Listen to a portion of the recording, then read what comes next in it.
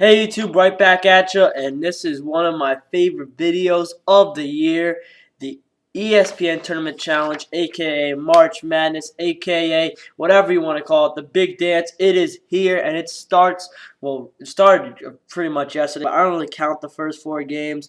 It starts tomorrow. Let's go. 16 games tomorrow. I'm not going to share my first round picks or my second round picks. Well, you will know my second round picks. I'm going to start from the Sweet 16. So in the Midwest, my 4 Sweet 16 teams are Louisville, the 1 seed Louisville, the 5 seed Oklahoma State, the 3 seed Michigan State, and my upset, the 10th seed Cincinnati. Now, in the Louisville-Oklahoma State game, I like Marcus Smart, but Louisville is better coached, and that really comes into play big time at this time of year. So I'm going to give Louisville the edge, and they head to the Elite Eight. And Michigan State, Cincinnati. Of course, Cincinnati trying to make a Cinderella run as the 10th seed in my bracket, but I think Michigan State slows them and sets up a Louisville-Michigan State 1-3 matchup in the Midwest final in the Elite Eight. All right, now in the West, I got the number 1 seed Gonzaga, the number 5 seed Wisconsin, number 6 seed Arizona, and number 2 seed Ohio State. Yes, I think Arizona can make a run in this tournament. They're a good team. I've seen them play, of course. I'm a Pac-12 fan, so I watched a couple of Arizona games. They're really, from top down, pretty good team. Sean Miller, I don't know how he's going to do in terms of coaching in the postseason, but their road is Belmont and New Mexico. That's not that bad. I mean, New Mexico's a good team, don't get me wrong, but I see Arizona beating them, especially in the West. So Gonzaga, Wisconsin. Gonzaga is a great team. Wisconsin's a great team. But let's remember where Wisconsin comes from. The Big Ten. They're seasoned. They're ready for this tournament. And I think they wipe out Gonzaga and take a 5th seed to the Elite Eight. In the Arizona-Ohio State game, of course, 2 teams that have really dominant small forward, power forward swingmen. For Arizona, Solomon Hill, and for Ohio State, Deshaun Thomas. I think Deshaun Thomas and Ohio State get the edge here, and they head to the Elite Eight as a 2 seed. Now, going out to down south, we got number 1 seed Kansas, number 4 seed Michigan, number 3 seed Florida, and number 2 seed Georgetown. So I got 1, 2, 3, and 4 all make it to the Sweet 16 in this region.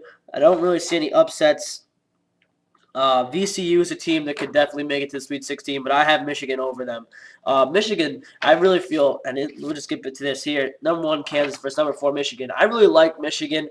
I think they really built for the tournament. They have a lot of different scoring threats with Trey Burke, Glenn Robinson III, and don't forget about Trey, what's his name?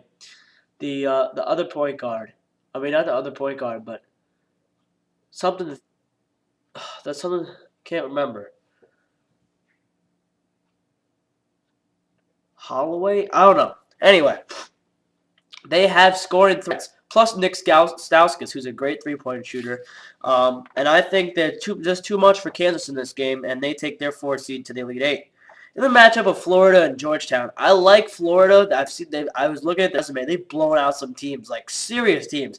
Absolutely blown them out in their home court. This is not their home court, and although Georgetown is not a Southern team and Florida doesn't really matter. Otto Porter might be the best player in the nation right now because Nerlens Noel's not playing, and he takes his Georgetown Hoyas to the Elite Eight. Also, John Thompson, a seasoned coach. Of course, the coach for Florida, I don't really know his name, but he's a seasoned coach too.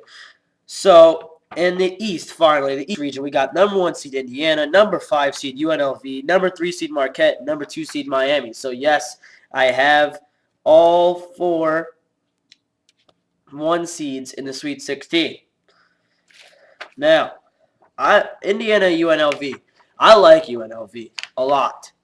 I've liked what they've done all year, but I think the difference maker in this game is Oladipo.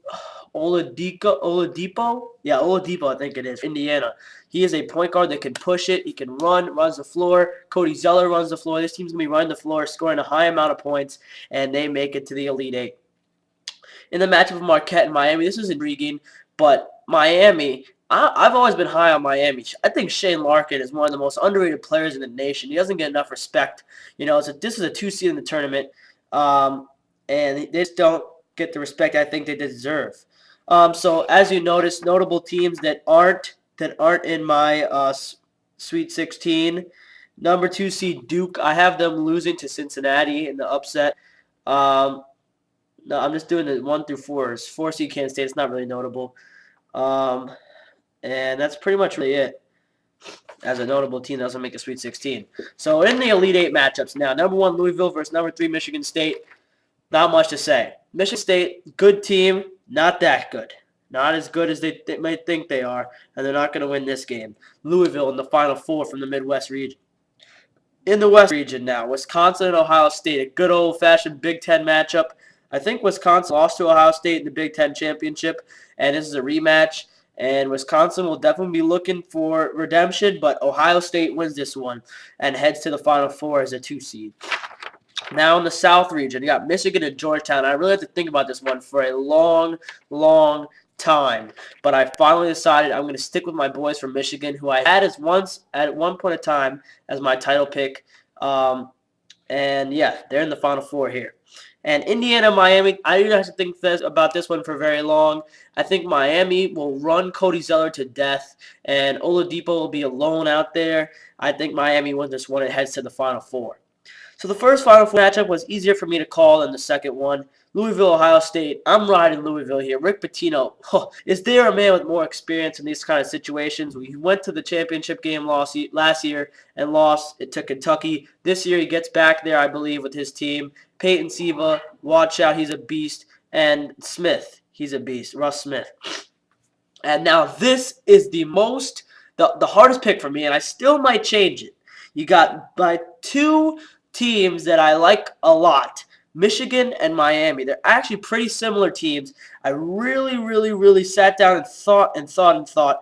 I picked Miami, but here you go, right here, live on this video.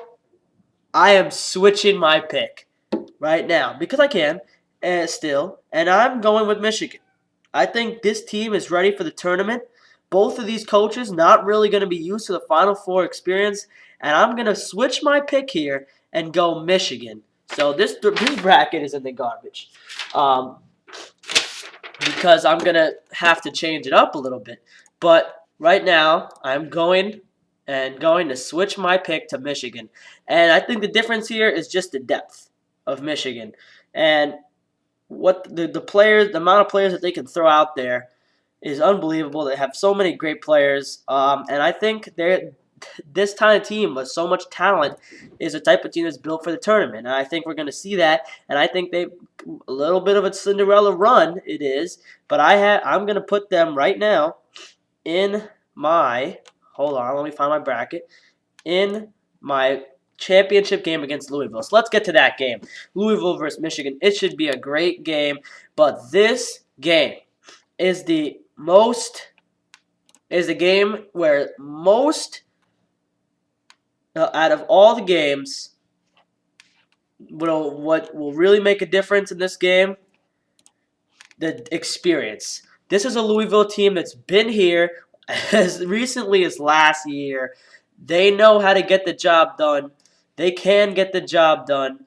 And what can you say? I mean, Rick Pitino, I'm riding him this year. He's the number 1 seed. I think he's got it this year. No Kentucky to worry about. No big giants. I think Louisville is really a team that kind of stayed under the radar for a lot of the year. Didn't really jump off stat sheets. Didn't really have amazing games. They had that loss in Purdue, which I got to watch them. But that was a 5 overtime loss, and that's just crazy circumstances. But yeah, this is going to be an exciting tournament. So I heard someone say it.